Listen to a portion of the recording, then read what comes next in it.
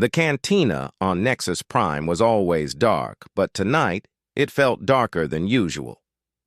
Commander Vexatal sat in the corner booth where the light barely reached his scarred face. His left arm ended at the elbow, and metal cables replaced what used to be his natural arm tendrils. A cybernetic eye glowed red where his real eye once was. The other patrons gave him space because they knew what those scars meant. Young aliens from different worlds had gathered around his table. A Krillian with bright blue skin leaned forward with excitement. Two Vorthon twins whispered to each other in their clicking language. A massive Gorlak sat quietly, but his four eyes never left Vextal's face. They all wanted to hear about the war. "Tell us about the humans," said the Krillian. Her voice was high and eager, like a child asking for stories. "Were they really as dangerous as the reports say?" Vextal took a long drink from his glass. The fermented nectar burned his throat, but it helped with the memories. He had been avoiding this conversation for 20 years. Every time someone asked about the human Zephyrian War, he would change the subject or leave. But tonight felt different. Maybe it was the anniversary. Maybe he was finally ready. "You want to know about humans," he said. His voice was rough, like grinding metal. "You think you know what war is? You think you understand what it means to fight for survival, but you have never faced humans in battle." The Gorlak shifted in his seat. "The history books say they were primitive, small population, basic technology, limited resources. How could they challenge the mighty Zephyrian Empire?" Vextal laughed, but there was no humor in it. "That is exactly what we thought. Our intelligence reports said humans had just discovered faster-than-light travel. They had maybe 50 worlds under their control. We had thousands. Our fleets were larger, our weapons more advanced, our soldiers better trained. It should have been a quick victory. But it wasn't," whispered one of the Vorthon twins. "No, it was not." Vextal stared into his drink. "We learned something about humans that our intelligence never told us. They do not fight like other species. When most races face a superior enemy, they try to match their strength. They build bigger ships, recruit more soldiers, develop better weapons. Humans do something different." The cantina had grown quiet. Even the bartender had stopped cleaning glasses to listen. Vextal's reputation as a war hero was known throughout this sector. If he was finally talking about the human war, then every word mattered. "What do they do?" asked the Krillian. "They change the rules." Vextal's cybernetic eye flickered. "Other species fight the war in front of them. Humans fight the war they want to fight. They turn every disadvantage into an advantage. They make their enemies' strengths become weaknesses. And they never, ever give up." He took another drink, and the memories came flooding back. Broken ships floating in space. Zephyrian soldiers who never came home. Battle plans that fell apart. Because humans did the impossible. The taste of defeat when victory should have been certain. "I was there for most of it," he continued. 4 years of fighting across dozens of star systems. I saw things that still wake me up at night. I watched humans do things that should not be possible. Things that made hardened Zephyrian warriors question everything they knew about combat. The young aliens leaned closer. The Gorlak's breathing had become heavier. The Vorthon twins had stopped whispering. "The first story I will tell you happened on a small moon orbiting a gas giant," Vextal said. "We called it Titan Base because that was what the humans named it. It should have been a simple operation. We had 3,000 elite shock troops. They had maybe 200 defenders in a basic outpost. The battle should have lasted a few hours." He paused and looked around the table. These young beings had grown up in a galaxy where humans were known as allies and traitors. They sold technology and shared knowledge. They seemed friendly and helpful. None of these youngsters had seen what humans were like when threatened. "It lasted 6 months," Vextal said quietly. "And in the end, we learned something that changed how every species in the galaxy thinks about warfare. We learned that humans fight even after they are dead." The Krillian gasped. The Gorlak's 4 eyes widened. The Vorthon twins grabbed each other's hands. "You want to hear about humans?" Vextal said. "Then listen carefully, because after tonight, you will understand why the Zephyrian Empire surrendered to a species we thought was primitive. You will understand why we now call them allies instead of enemies. And you will understand why every military academy in the galaxy now teaches courses about human warfare." He finished his drink and signaled the bartender for another. The memories were coming whether he wanted them or not. After 20 years of silence, it was time to tell the truth about the human wars. Vextal's second drink arrived, and he held it without drinking. The young aliens around the table waited in silence. The cantina seemed to hold its breath. "Titan Base was supposed to be easy," he began. "Our fleet arrived in the system and found exactly what our scouts had reported. One small outpost on a rocky moon. Basic shields, minimal weapons, maybe 200 human defenders. My commander ordered a full assault with 3 battalions of shock troops." The Krillian shifted nervously. 3,000 soldiers against 200. That does seem like too many. "That is what I thought too," Vextal said. "But Command wanted to send a message. This was early in the war, and they wanted other human colonies to see what happened when they resisted the Empire. Quick victory, total destruction. Move on to the next target." He finally took a sip of his drink. The liquid helped steady his voice, but nothing could steady the memories. "We landed on 3 sides of the base. Alpha Company from the north, Beta Company from the east, my Gamma Company from the south. The plan was simple. Surround them! Demand surrender, then destroy the base when they refused." "Did they refuse?" asked one of the Vorthon twins. "We never got the chance to ask." Vexatal's cybernetic eye dimmed. "The moment our dropships touched ground, everything went wrong. The landing zones we had scouted were trapped, explosive charges buried in the rock. Alpha Company lost half their transports before they could even deploy." The Gorlak leaned forward. "Surely your scanners detected the explosives. That is what we thought too. Our equipment showed clear landing zones. No energy signatures, no metal. Detection? Nothing. But the humans had learned to make bombs from local materials. Rock and ice and organic compounds that our scanners ignored. A human engineer named Jake Morrison had turned the entire moon into a weapon." Vextal paused and stared at the table. Even after 20 years, the name Jake Morrison made his hands shake. The attack started immediately. Not organized assaults or defensive positions. Random explosions, sniper fire from impossible angles, equipment failures that should not happen. Morrison had spent months preparing for our arrival. "How did he know you were coming?" the Krillian asked. "He did not. But humans plan for every possibility. While we were gathering our invasion force, Morrison was assuming someone would attack his base. He prepared for an enemy he had never seen with weapons he had never used against tactics he could only guess at." The cantina grew quieter. Other patrons had stopped their conversations to listen. Stories about the human war were rare, and Vexatal had never spoken about it before. Morrison picked us apart piece by piece. He would hit a patrol and disappear before reinforcements arrived. He sabotaged our equipment with devices made from base supplies. He used the moon's low gravity and thin atmosphere against us. Every advantage we thought we had became a disadvantage. "But there was only one of him," said the Gorlak. "How could one human fight 3,000 Zephyrian soldiers?" "Because he was not fighting like a soldier," Vextal replied. "He was fighting like an engineer. Every problem had a solution. Every solution created new problems for us. He turned the battlefield into a machine that killed Zephyrians." He took another drink and continued.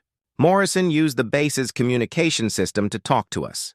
He would explain exactly what he was going to do, and then do it. He told us which routes were trapped. He warned us about the sniper positions. He even gave us advice on how to counter his tactics." The Vorthon twins looked confused. "Why would he help you?" "Because he wanted us to know we were beaten by someone who was being fair about it," Vextal said. "Morrison could have killed all of us in the first week. Instead, he played with us. He wanted us to understand that human engineering was superior to Zephyrian military tactics. The memories came faster now. Vextal remembered the growing fear among his troops. Soldiers who had fought in dozens of campaigns began to crack under the pressure. They jumped at shadows and fired at nothing. Some requested transfer rather than face Morrison another day. The war of attrition lasted 6 months.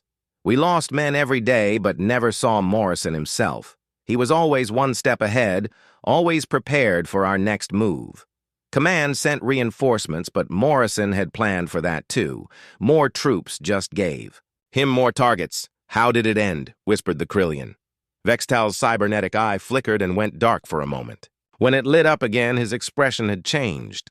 The old pain was back, fresh as the day it happened. One of our snipers finally got him. A lucky shot through the base's observation window. Morrison was checking his equipment when the plasma bolt hit him. We found his body 3 days later. Then you won, said the Gorlak. No. Vextal shook his head. That is when things got worse. Morrison had programmed automated systems to continue the harassment after his death. Hidden computers triggered explosions. Recorded messages played over our communication channels. The attacks actually increased after we killed him, the young. Aliens stared in horror. The idea of fighting a dead enemy was beyond their understanding. For 3 more weeks, Morrison kept killing my soldiers. Traps he had set months in advance activated on schedule. Equipment we thought was safe exploded at predetermined times. He had planned his own death into his strategy. How did you finally stop him? Asked one of the Vorthan twins. We did not. Morrison stopped himself. On the final day, his voice came over our communication system one last time. He thanked us for giving him such an interesting engineering challenge. He said fighting Zephyrians had taught him new ways to solve problems. Then he played a message he had recorded for his family back on Earth. Vextal finished his drink and set the glass down, carefully. The last thing Morrison said to us was, "Welcome to Earth's neighborhood." Then all the automated systems shut down. The harassment stopped. But by then we had lost over 800 soldiers to one human engineer who had been dead for 3 weeks. The table fell silent. The Krillian had tears in her bright blue eyes. The Gorlak's breathing had become shallow. The Vorthan twins held each other tightly. That was when I first understood what we were really fighting, Vextal said quietly. Not just humans, but human ingenuity. Morrison taught us that death was just another engineering problem to solve, and humans always find a way to solve their problems. The bartender brought Vextal a 3rd drink without being asked. The old veteran's hands had started shaking, and everyone in the cantina could see it.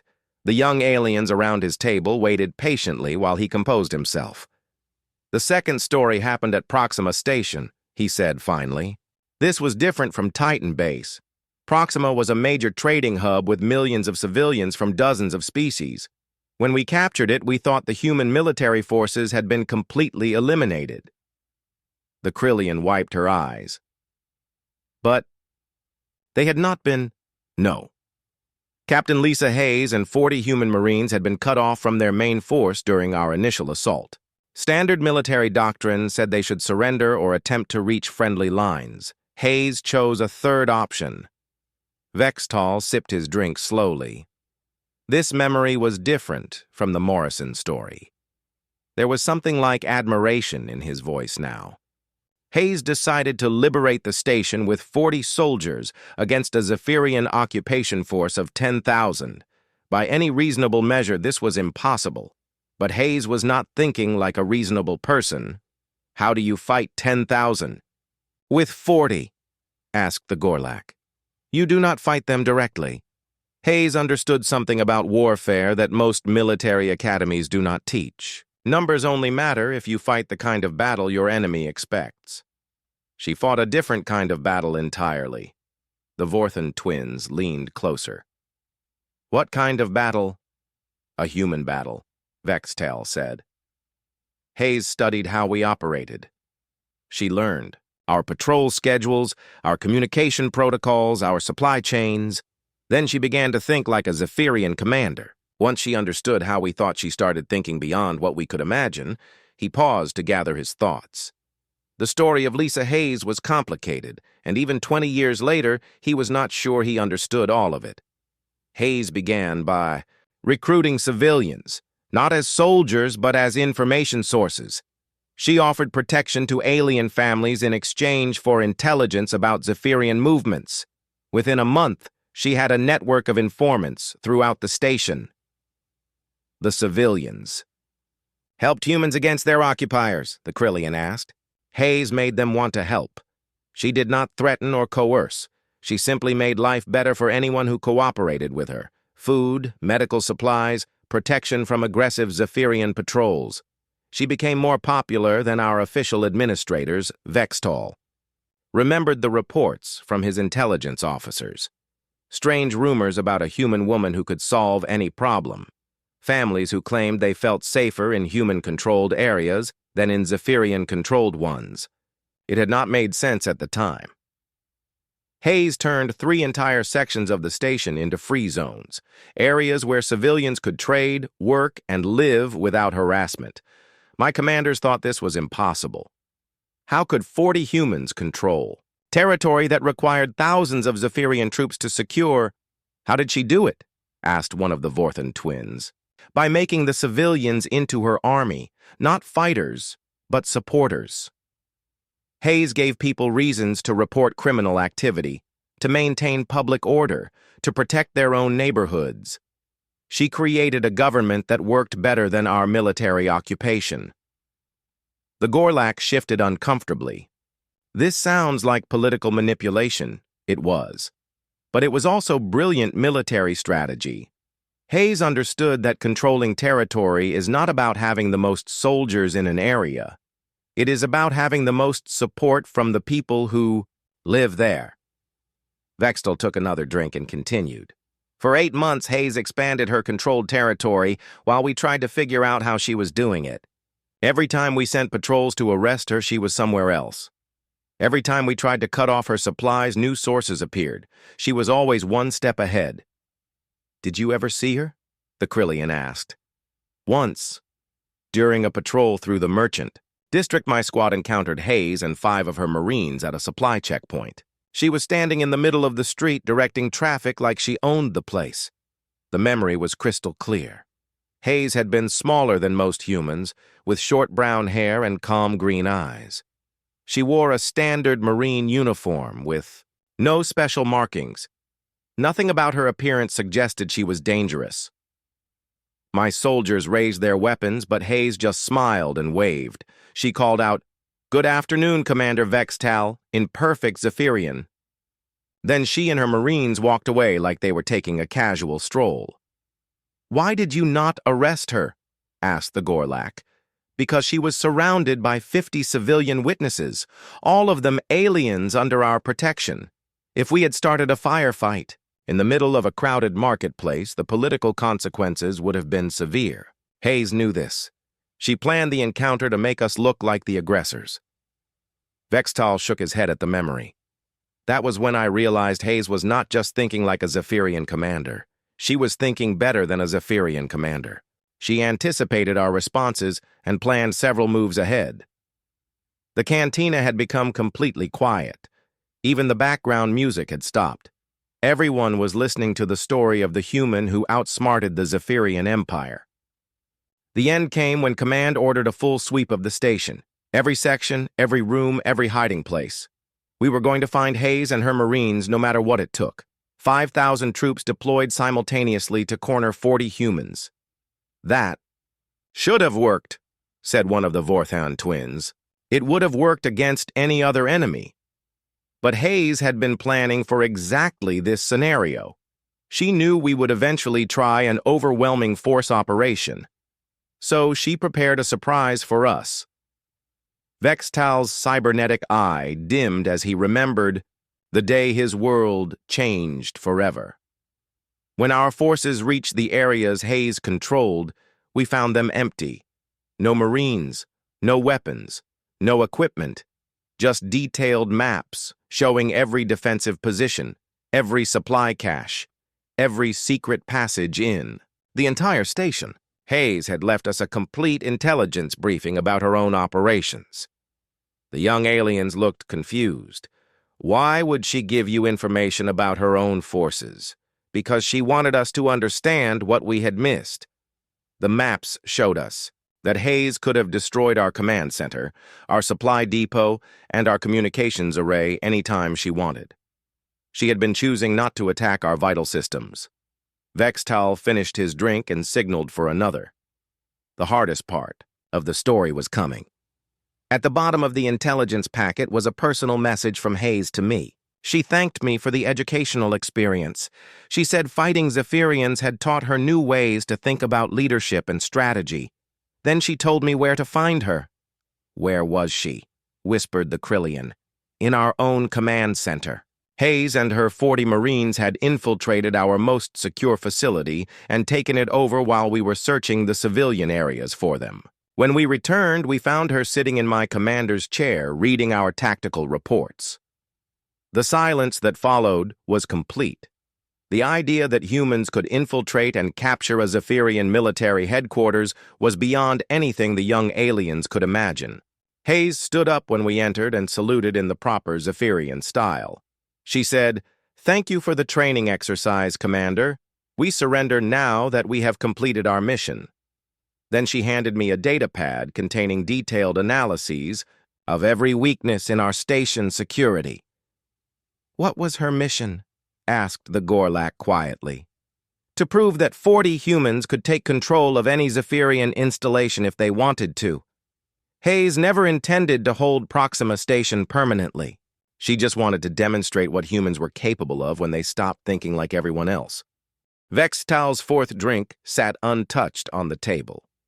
His cybernetic eye had stopped glowing, and his remaining natural eye stared into the distance. The young aliens waited nervously as minutes passed in silence. "The third story is the hardest one to tell," he said finally. "It is about Detention Complex 7 and a human prisoner named Danny Cooper. This story changed how I think about the nature of consciousness itself." The Krillian shivered despite the warm air in the cantina.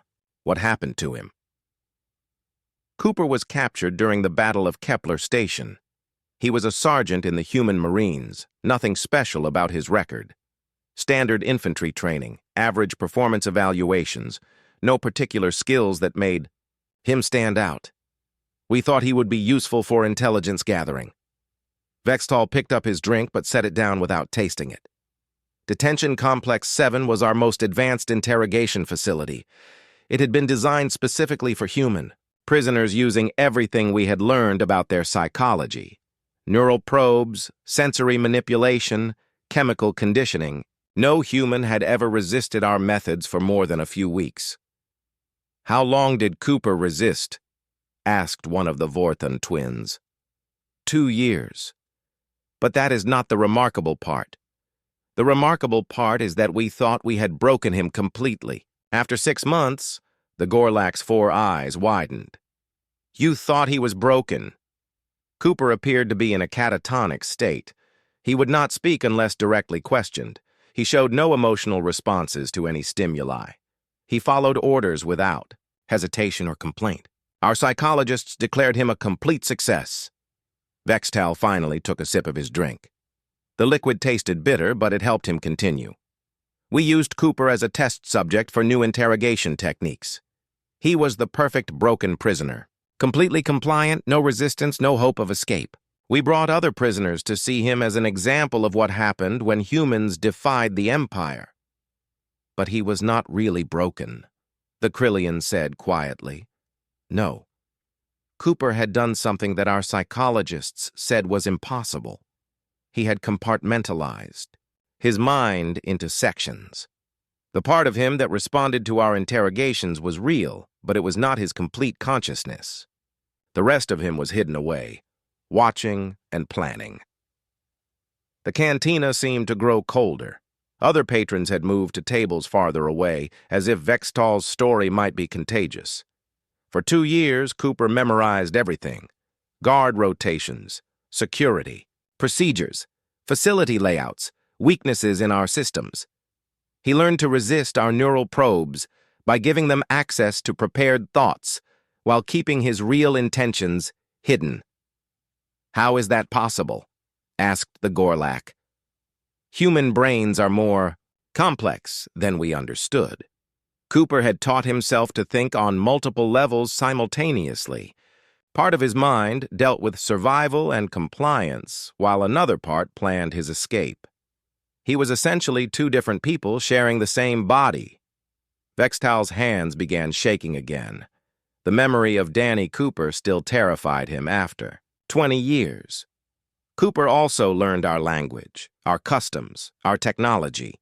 He studied Zephyrian psychology by observing his guards and interrogators. By the end of his imprisonment, he understood us better than we understood ourselves.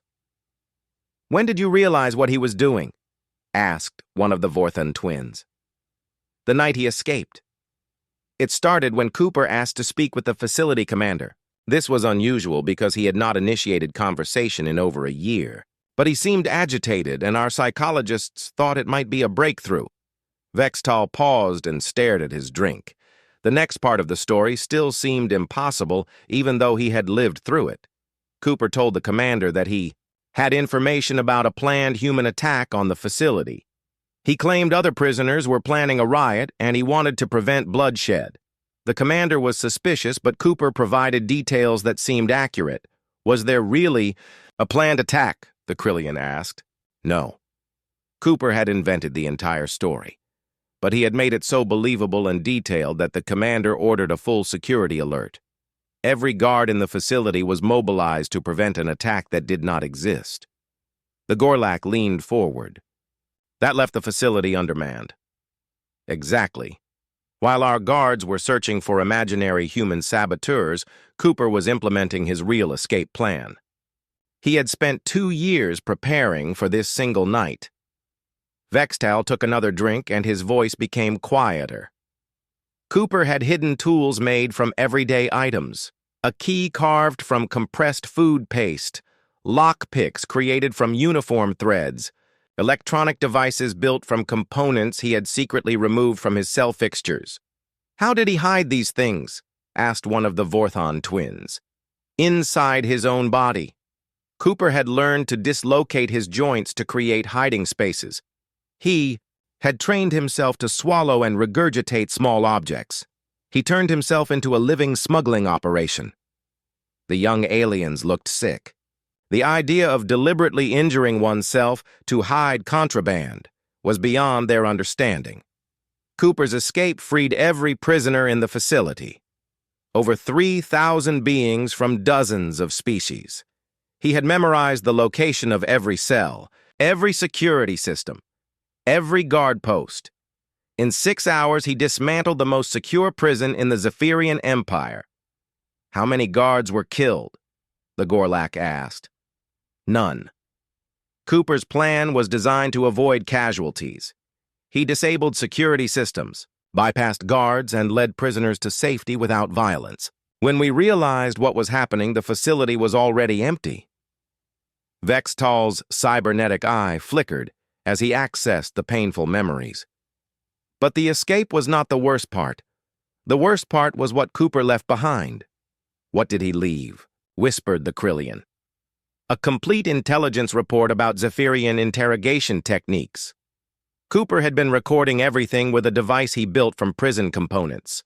Every torture method, every psychological manipulation, every weakness in our security. He documented it all. The silence that followed was heavy with implications. The young aliens were beginning to understand the true scope of human capabilities. Cooper had turned his imprisonment into a 2-year intelligence gathering operation. While we thought we were breaking him, he was studying us. Every day of torture was also a day of learning for him. "Where did he go after the escape?" asked one of the Vorthon twins. "Back to human space." Cooper delivered his intelligence report to Human Command, and they used it to improve their own interrogation resistance training. Every human soldier learned Cooper's techniques for compartmentalizing consciousness and hiding thoughts. Vextal finished his drink and stared at the empty glass. But Cooper did something else that haunts me even more. He sent me a personal message. "What did it say?" the Gorlak asked. Cooper thanked me for the educational experience. He said imprisonment had taught him patience and planning skills he never knew he possessed. He hoped our paths would cross again so he could show me what he had learned. The Krillian's voice was barely audible. "Did you ever see him again?" "Yes." Cooper was part of the human delegation that negotiated our surrender. He sat across from me at the peace talks and smiled like we were old friends. He had been promoted to colonel and was wearing a medal for his service at Detention Complex 7. Vextal signaled the bartender for another drink. That was when I understood that humans do not just survive trauma. They learn from it. They become stronger and more dangerous. Cooper had turned 2 years of psychological torture into advanced training for warfare against Zephyrian minds. "What did he say to you at the peace talks?" asked one of the Vorthon twins. "He asked if I was ready for my next educational experience." Because the humans had many more lessons to teach the galaxy about the nature of consciousness and will, Vextal's 5th drink arrived, but he ignored it completely. His cybernetic eye had begun to flicker erratically, and his voice had become hoarse. The young aliens around the table seemed afraid to breathe too loudly. "The 4th story takes place on Earth itself," he said. "The human home world. By the time we reached it, we had been fighting humans for 3 years. We thought we understood what they were capable of. We were wrong." The Krillian shifted nervously. "You invaded their home planet. The final assault on Earth was supposed to end the war. Our largest fleet, our best commanders, our most experienced troops. 50,000 ships carrying 2 million soldiers. Against a human population that had been reduced to isolated pockets of resistance." Vextal's hands trembled as he reached for his drink. Most human colonies had fallen. Their main fleets had been destroyed. Earth should have surrendered the moment our ships appeared in their system. Instead, they chose to fight. "How many defenders did they have?" asked the Gorlak. New Geneva was the last major human stronghold. Colonel Ryan Mitchell commanded 500 Marines and maybe 2,000 civilian volunteers. Against our full invasion force of 50,000 troops, the Vorthon twins looked at each other with confusion. "That is impossible odds." Yes, any rational military commander would have negotiated surrender terms. Mitchell chose to turn New Geneva into a fortress that would cost us everything we had to take. Vextal finally took a sip of his drink, but barely tasted it. The memories of Earth were the most painful of all. Mitchell had 18 months to prepare for our arrival. He used every day. New Geneva was transformed from a civilian city into the most dangerous urban battlefield in galactic history.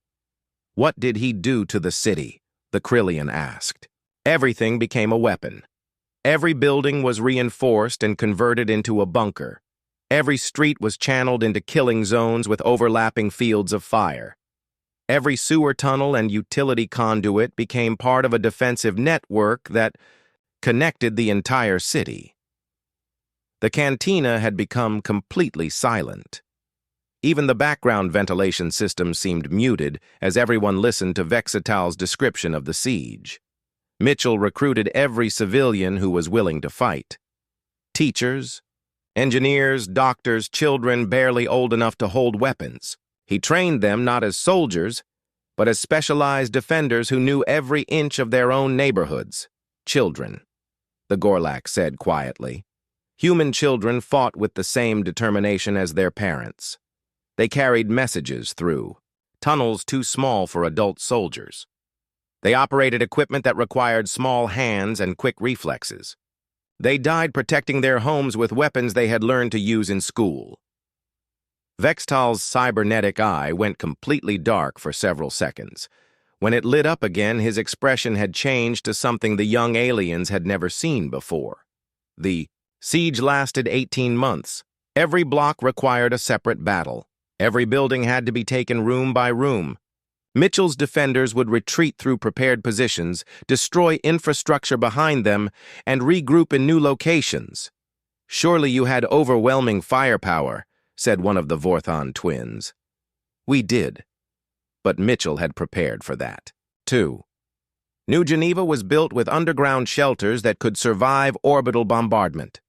The more we destroyed from space, the more the rubble created defensive positions for the humans. Vextal took another drink and continued. Mitchell also used psychological warfare. He broadcast messages to our troops explaining exactly how much this siege was costing the Empire, how many soldiers we were losing, how many resources we were wasting, how many other human colonies were preparing similar defenses. Did the broadcasts affect your soldiers? The Krillian asked. They terrified them. Mitchell was not threatening or boasting. He was calmly explaining the mathematics of the siege. For every human defender we killed, we lost 10 Zephyrian soldiers. For every building we captured, we expended enough resources to supply a fleet for months. The young aliens began to understand the true horror of the story. Mitchell was not trying to win the battle. He was trying to make victory too expensive to achieve. Mitchell's final broadcast came on the last day of the siege. His remaining defenders were surrounded in the government district, maybe 50 humans against 3,000 Zephyrian troops. He could have surrendered and saved their lives, but he did not surrender, the Gorlak said. No. Mitchell's last message was transmitted across the entire galaxy. Every species with communication technology heard what he said. Vextal paused and closed his natural eye. Even 20 years later, he could recite Mitchell's words perfectly. Mitchell said, "This is what humans do when you threaten our home. We make the cost of victory higher than you can afford. We turn every street into a battlefield and every building into a fortress.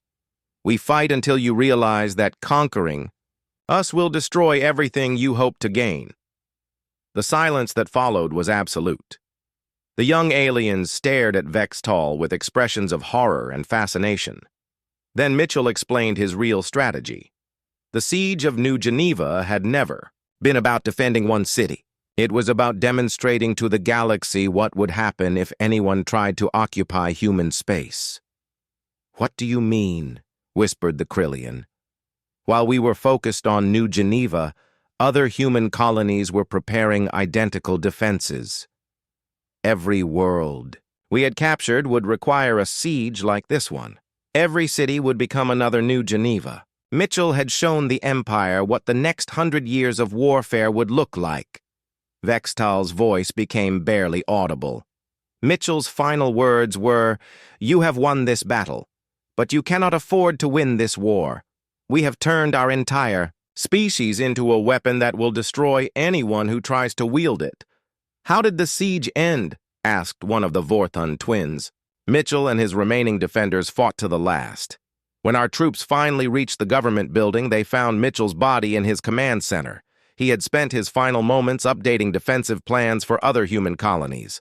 The Gorlak leaned back in his chair. "So you won the battle." "We captured New Geneva, but Mitchell was right about the cost.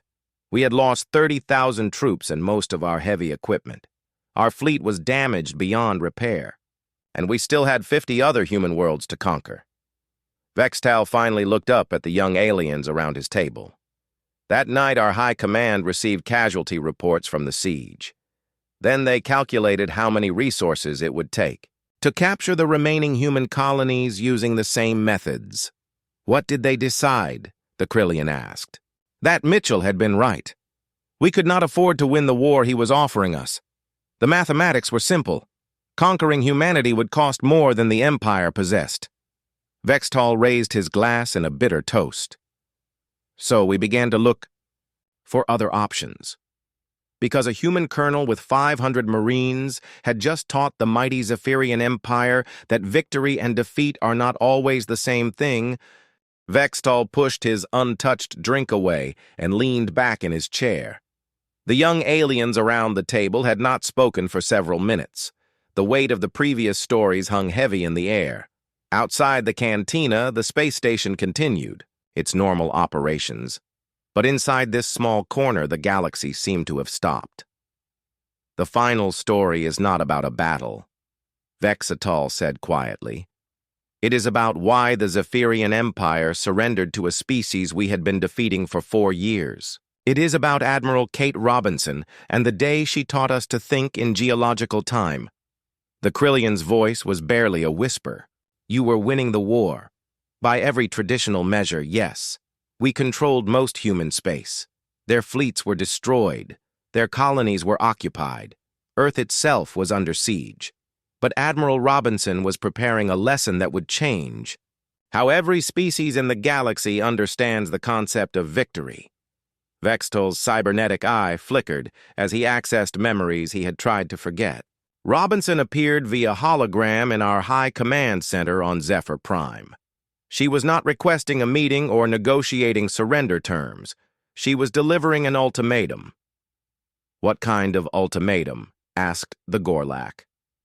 Robinson informed us that human ships had infiltrated Zephyrian space during the 4 years of war. While we were focused on conquering human colonies, human engineers had been studying Zephyrian technology and learning to build weapons we never imagined. The Vorthon twins leaned closer. What weapons? Stellar manipulation devices. Machines that could cause stars to become unstable and explode. Robinson calmly explained that 17 Zephyrian core worlds had been targeted for supernova induction. The silence that followed was deeper than anything that had come before. The young aliens stared at Vextal with expressions of complete disbelief. Robinson provided detailed specifications for the devices and astronomical data proving they had been deployed. She showed us sensor readings from our own monitoring stations that confirmed unusual energy patterns around targeted stars. That is impossible, the Gorlak said. No species has that level of technology. That is what we thought too.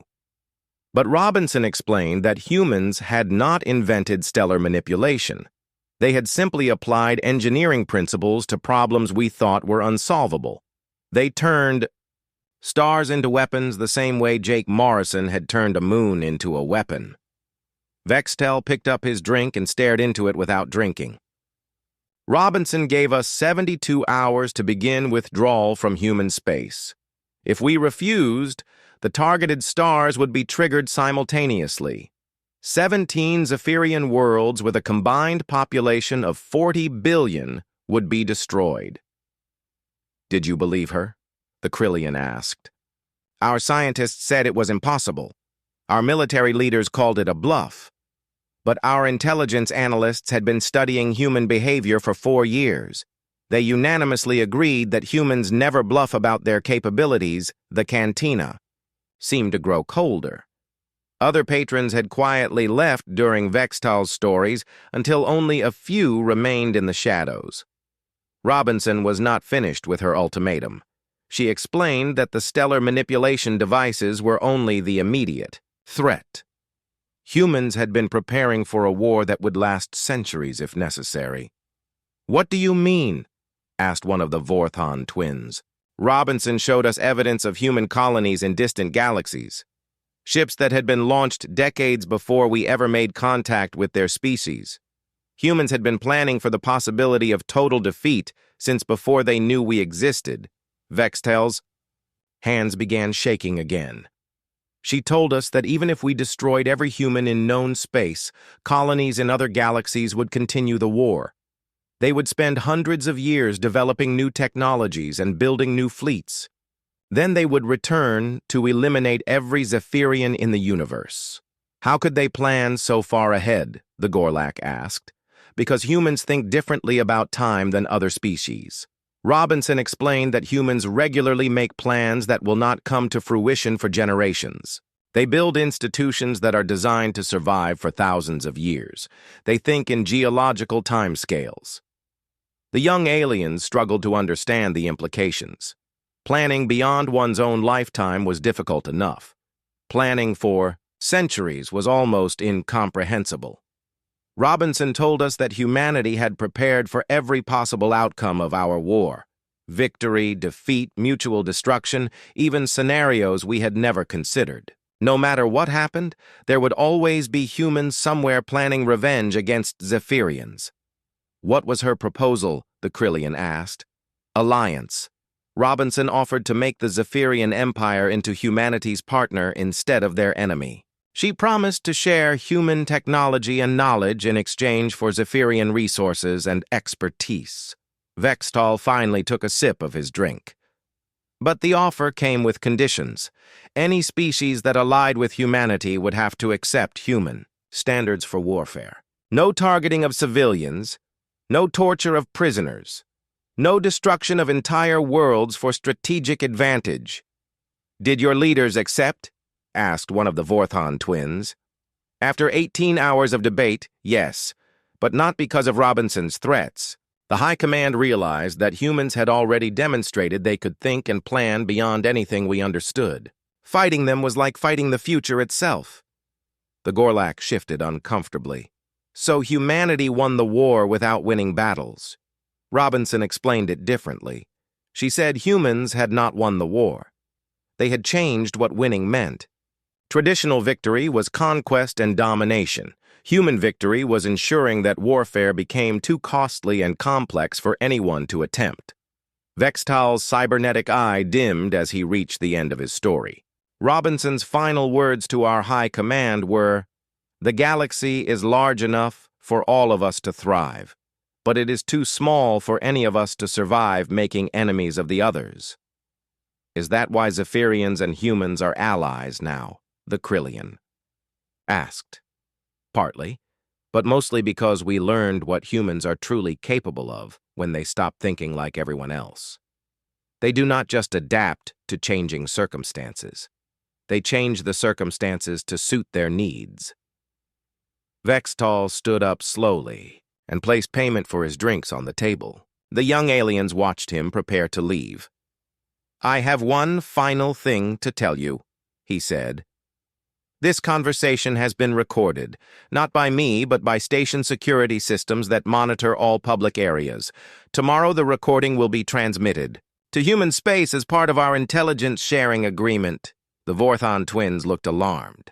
"Why are you telling us this?" "Because humans want other species to know these stories. They want everyone to understand what they learned during our war. That intelligence is not about superior technology or overwhelming force. It is about being willing to become something more dangerous than your enemies can imagine." Vextal picked up his cane and moved toward the cantina exit. Humans stopped fighting us, not because we were too strong to defeat, but because they realized that defeating us would cost them everything they were trying to protect. They chose to make us allies instead of corpses. He paused at the door and looked back at the young aliens. The galaxy is safer now, because humans taught us a simple truth. War is not about who has the biggest weapons or the most soldiers.